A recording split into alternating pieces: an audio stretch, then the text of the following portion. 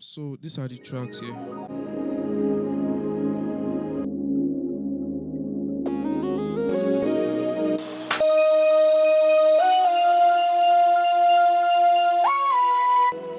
That's the box. That's the guitar. This is the bass. This is the main keyboard. This together. This is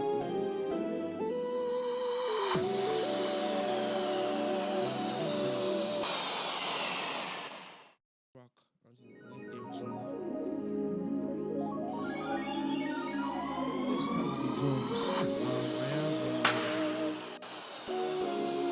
Let me loop a part where the drum was playing. So let's come here. Now this is my kick.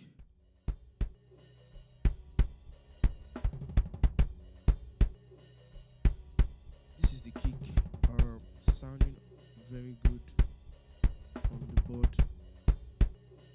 Sounding very, very good from the board. So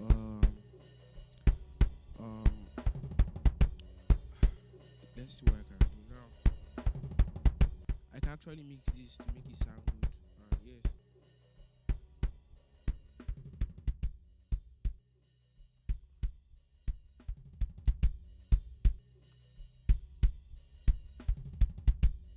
So what I did was I just took out the video edge and a little bit.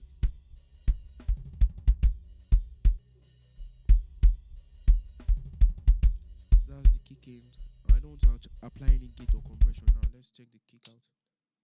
Okay, I did EQ here already. Let's reset. This is the reason why I did what I did. Now this is the way the kicking sounds right from board. Okay, there's gate and EQ. What's the problem? Okay, sorry.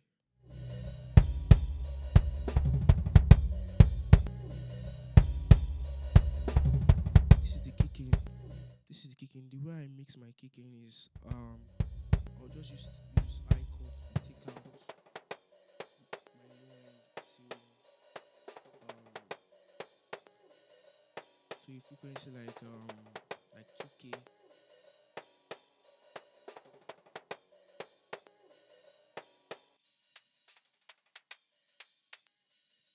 This is the way I like the kicking. Then I can push this guy up a little bit. Now let's listen to our kick in and kick out.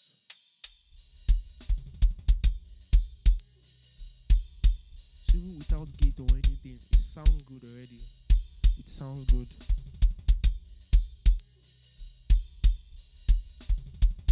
Now let's check our snare.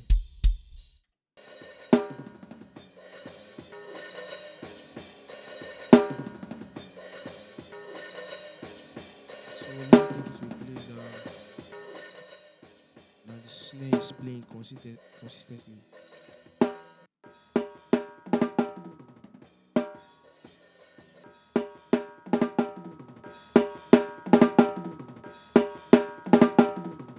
So what I feel about this snare is I feel like the drummer like where the mic was placed was too close to the rim of the snare. So speaking more of the ring sound from the drum itself. So from the snare drum. So you can hear this ringing sound.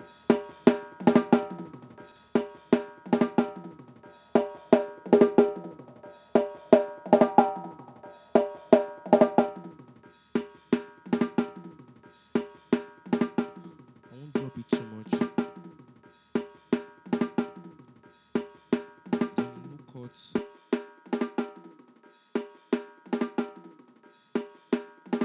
Now, there's something about mixing drums. What you have to understand is, if you had a very good drum record, you just need three things.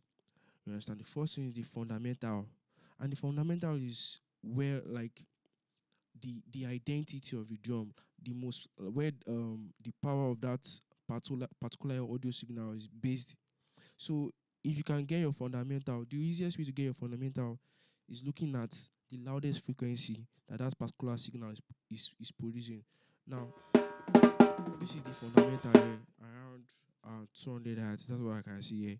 It's around to be precise, it's around um yeah, 257 hertz, around 257 hertz. So let me boost it so you guys can hear it. You can see that's the weight of the snare. Then the next thing, I want to use my band tool to remove that ringing sound.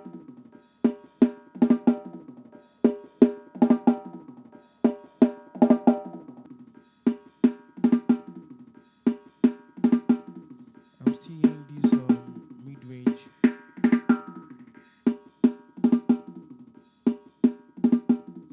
A little bit of bite. Then my low cut.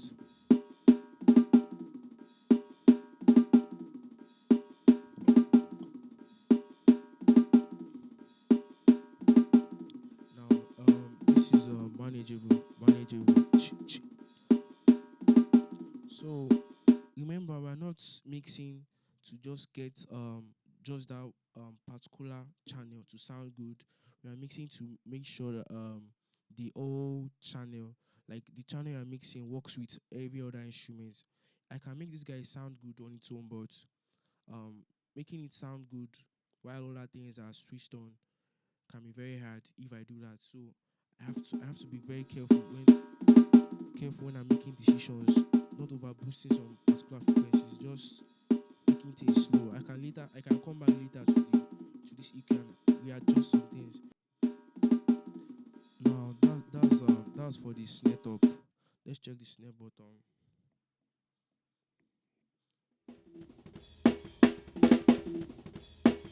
Yeah, not bad. It sounds good, quite. So what I just need to do is first is EQ. I'll look for the fundamentals too. It's over here. Then I'll boost it, then drop it down back so that it won't confuse me with other frequencies. Then this is boxiness I can hear.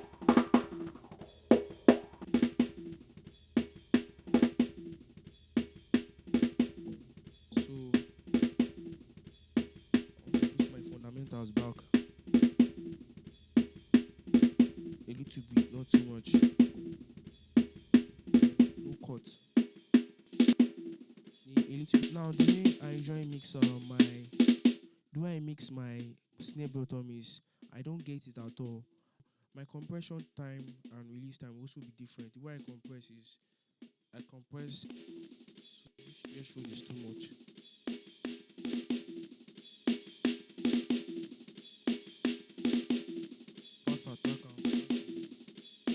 Fast attack and fast release. Now let's blend the two of them.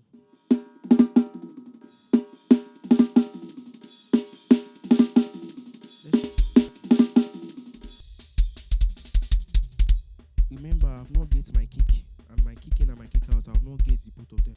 My hi-hat, so I don't get my hi-hat. I try to make sure my hi-hat is like not on the which I don't do is press it. 60 milliseconds of attack time and 700 milliseconds of release time. So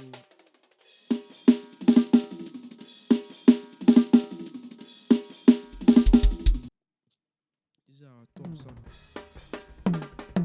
This tom one. I'll switch off the EQ and the low cuts. This one too, the EQ and the low cuts.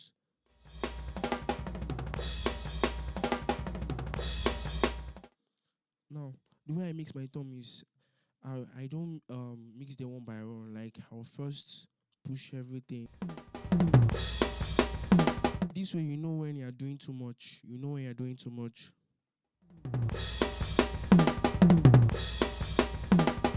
So for my tom one, remember, if I switch on my EQ now,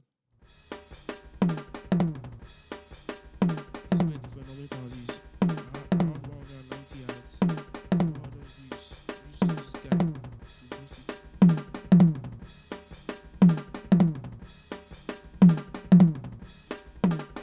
Then the next thing is to take out that mid that boxy sound I don't really like. I can use my um second band to do that. So let's solo.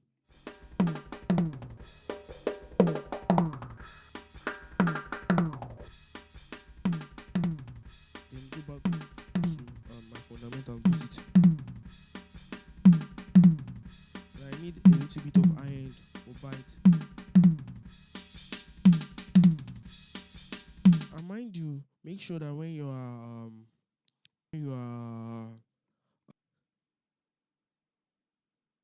mind you, make sure when you are mixing your toms, make sure they are not too bright. The reason why is when you check your overhead, you have to mix to how bright the overhead is, because if you want to really make it bright, there's sometimes if you play your snare to be brighter than the overhead, what will happen is the overhead, you start listening to the bleeding from the overhead and to making this kind of causing this kind of distortion, this sound. So you need to be very sure that you're not overdoing things. So as I push my overhead up, so you get my attack time is on 0.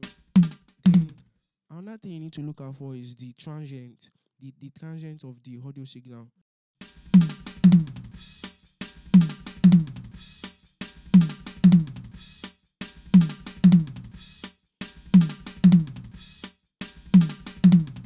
Then compress.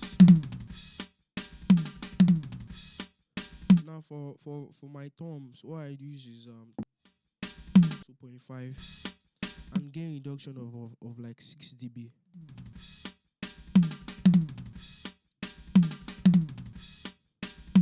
So what I do is my attack time, it depends on how tight or how loose the toms are for me to be able to control the sound. So right now I'm using my attack time is 10 milliseconds, my hold time is 28 milliseconds, or let's just say 30. I cannot really get to 30 then. My release time is around 1. Transient of the tom is really short. So what I want to do is and again the kind of music is playing fast notes. So if I have a tom that stretches too much to kind of muddy the rest of the drums.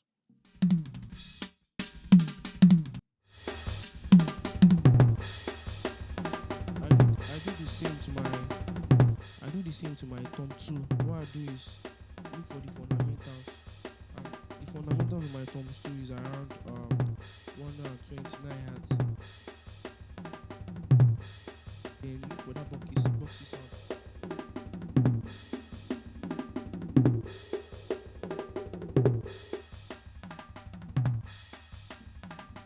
Boost my fundamentals back. Bite.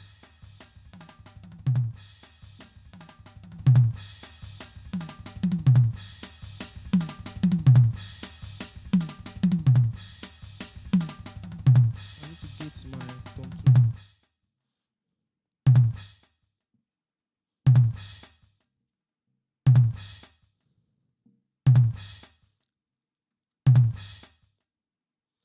And then compress.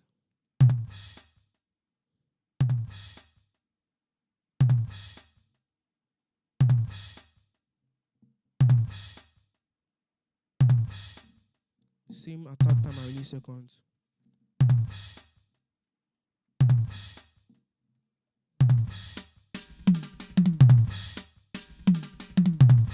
So I feel my tom too, the fundamentals is too much, so I need to back down a little bit.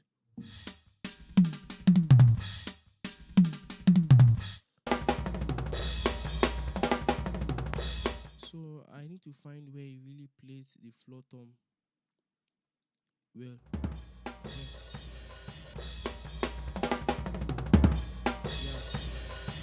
Yeah. Then I need to take out that mid range.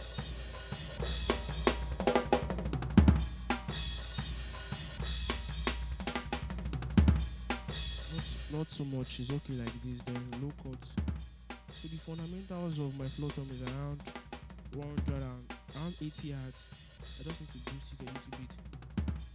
A little bit. Then bite.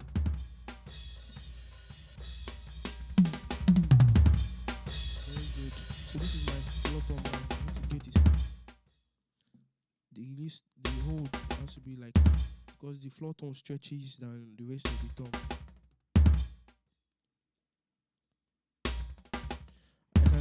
I can see my tom one, my snare is actually triggering my floor tone, but it's not a big deal. Sometimes it happens. So let's put the two of them.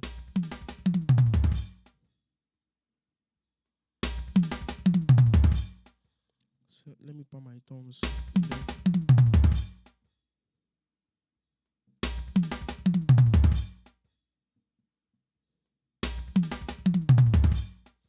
By the time I push my snare,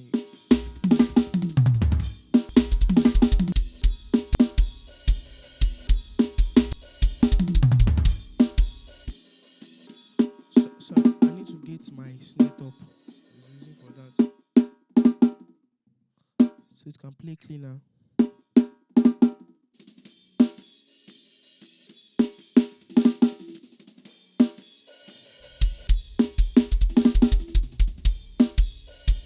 And a little bit of compression on my kick.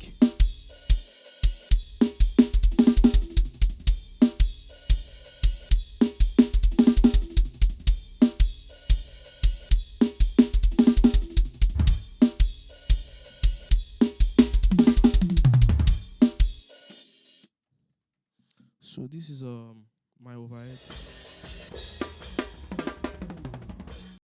The only thing I do on my overheads are just low cuts.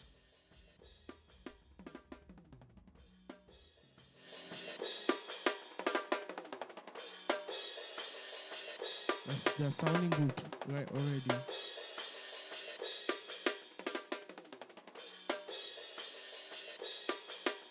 By the time I open the rest of my drum,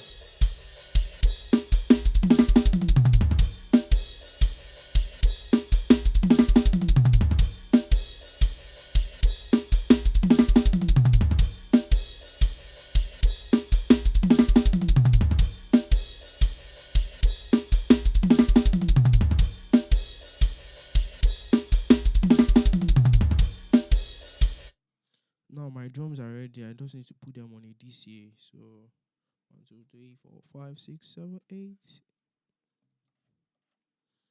So I can actually reduce my old drum. Now I need to treat the bass.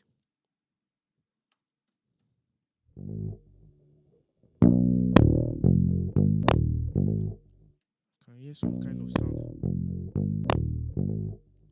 That sound coming from the record. So what I do whenever I hear bass, like when a bass guitar sounds like this, what I usually do is I will just use high cut, just take it down.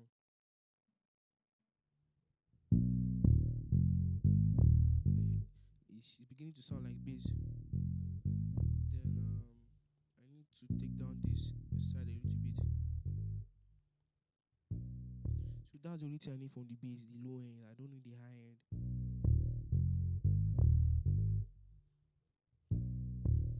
And again, that rule doesn't just apply to every mix. It's what the bass needs at the moment. The bass is scattered, not controlled. So what I just need is the low end from the bass, because if the high end was controlled, I would have used it. So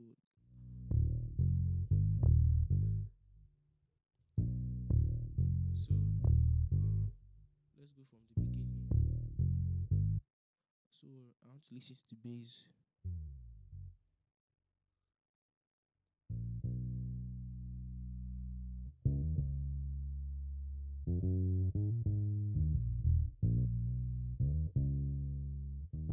Another thing I do on the bass to get the bass loud and sounding alright is what I do is um like I do fast compression, heavy compression, fast attack and fast release. So here's how the bass sounds on 0 milliseconds attack. Everything on 0, including the hold. What it does is it will bring up, take down those high notes and bring up the low notes, so the bass will sound smoother.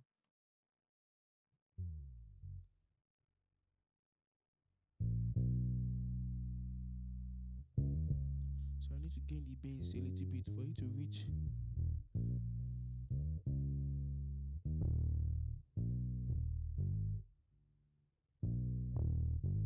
So I'm beginning to hear distortion, and the reason for the distortion is the bass itself. Like there's something about attack time and release second. Now the lowest frequency, the wavelength takes about um 50 milliseconds approximately for it to for that frequency to complete its cycle. Now the reason why it's the bass now, the reason why it's the bass is um blasting at the moment is because I'm messing with the transient. When you any if you do anything within that, if you do anything within that 50 milliseconds to disturb the low end, what you do is you cause distortion, harmonic distortion. You start like the bass, you start hearing saturation, you start hearing distortion in the signal. So, but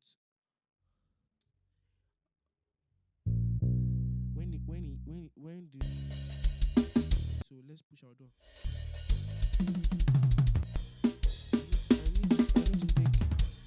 I need to take down, give the bass a little bit of low end.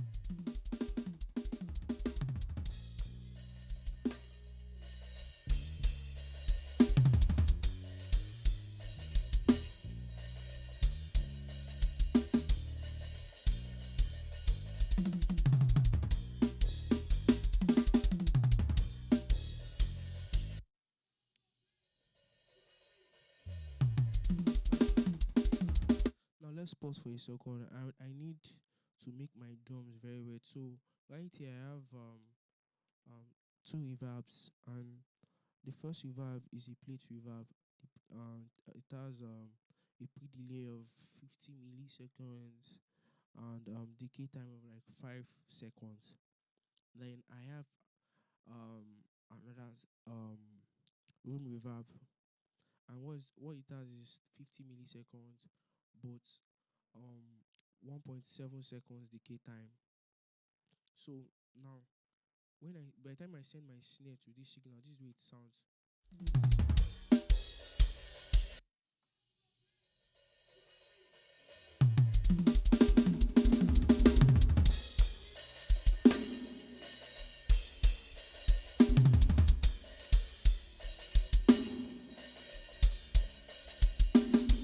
And a little bit of my tones.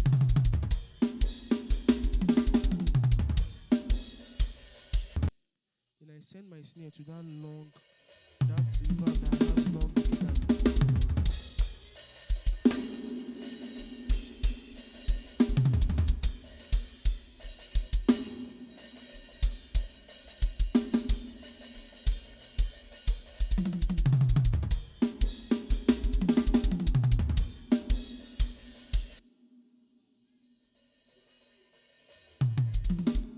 Another thing I need to do is I need to create a soft group. My toms need um need to be in a compressed group. So I use my boss 1 and 2. I'm trying to link both of them. Boss 1 and 2 as subgroups. So the only thing I'll be inside is my toms. So by the time I play, I want to do some compression. Some compression on the three toms.